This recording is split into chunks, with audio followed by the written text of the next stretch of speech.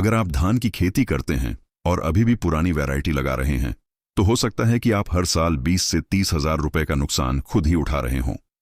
क्योंकि आज की इस डॉक्यूमेंट्री में हम बात करने वाले हैं धान की ऐसी 3 वैरायटी के बारे में जो कम समय में ज्यादा पैदावार देती हैं और मार्केट में भी तगड़ा रेट दिलाती हैं। यह कोई व्हाट्सएप वाला फार्मूला नहीं है, बल्कि किसानों के असली अनुभव और वैज्ञानिक जानकारी पर आधारित सच्चाई है।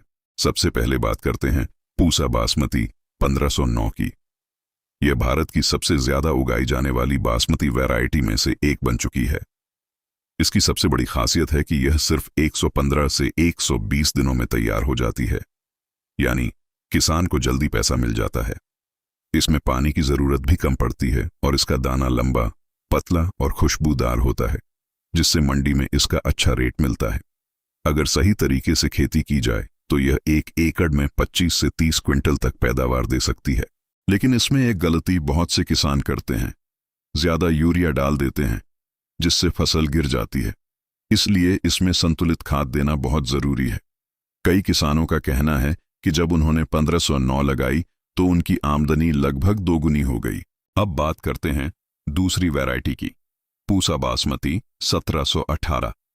यह उन किसानों के लिए है जो क्वालिटी और एक्सपोर्ट मार्केट पर फोकस करना चाहते हैं। इसका दाना बहुत लंबा और प्रीमियम क्वालिटी का होता है, जिसकी इंटरनेशनल मार्केट में बहुत डिमांड है। इसकी पैदावार करीब 20 से 25 क्विंटल प्रति एकड़ तक होती है। लेकिन इसकी सबसे बड़ी ताकत है इसका रेट, जो अक्सर दूसरी वैरायटी से ज्यादा मिलता है। हालांकि यह 130 से 135 दिन लेती है, यानी थोड़ा ज्यादा समय लगता है, और इसमें पानी और खाद का सही संतुलन बहुत जरूरी होता है। एक्सपोर्ट से जुड़े लोगों का मानना है कि 1718 का चावल विदेशों में सबसे ज्यादा पसंद किया जाता है। अब तीसरी वैरायटी की बात करते हैं, PR 126, जो पंजाब और हरियाणा के किसानों की पहली पसंद बन चुकी है। इसकी सबसे बड़ी खासियत है कि यह जल्दी पकने वाली वैरायटी है, लगभग 110 से 115 दिनों में तैयार हो जाती है। इसमें पानी की जरूरत बहुत कम होती है और पराली भी कम निकलती है, इसलिए सरकार भी इसे बढ़ावा दे रही है। इसकी पैदावार 28 से 32 क्विंटल प्रति एकड़ तक जा सकती है, जो इसे काफी फायदेमंद बनाती है। इसमें लागत कम आती है, मजदूरी भी कम लगती है और पानी की बचत होती है।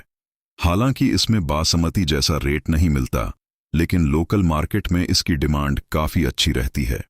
कई किसानों का कहना है कि PR 126 ने उनका खर्च और पानी दोनों बचा दिए। अगर इसे आसान भाषा में समझें तो अगर आपको जल्दी पैसा चाहिए तो 1509 आपके लिए सही है। अगर आप ज्यादा रेट और एक्सपोर्ट मार्केट को टारगेट करना चाहते हैं तो 1718 बेहतर है, और अगर आप कम खर्च में ज्यादा पैदावार चाहते हैं तो PR 136 सबसे बढ़िया विकल्प है। लेकिन एक बात हमेशा याद रखना, सिर्फ वैरायटी बदलने से कुछ नहीं होगा।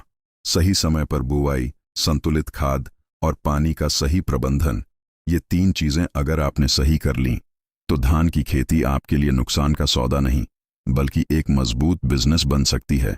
अगर आपको ऐसी ही सच्ची और काम की जानकारी चाहिए तो चैनल को जरूर सब्सक्राइब करें, क्योंकि यहाँ हम खेती की असली सच्चाई दिखाते हैं।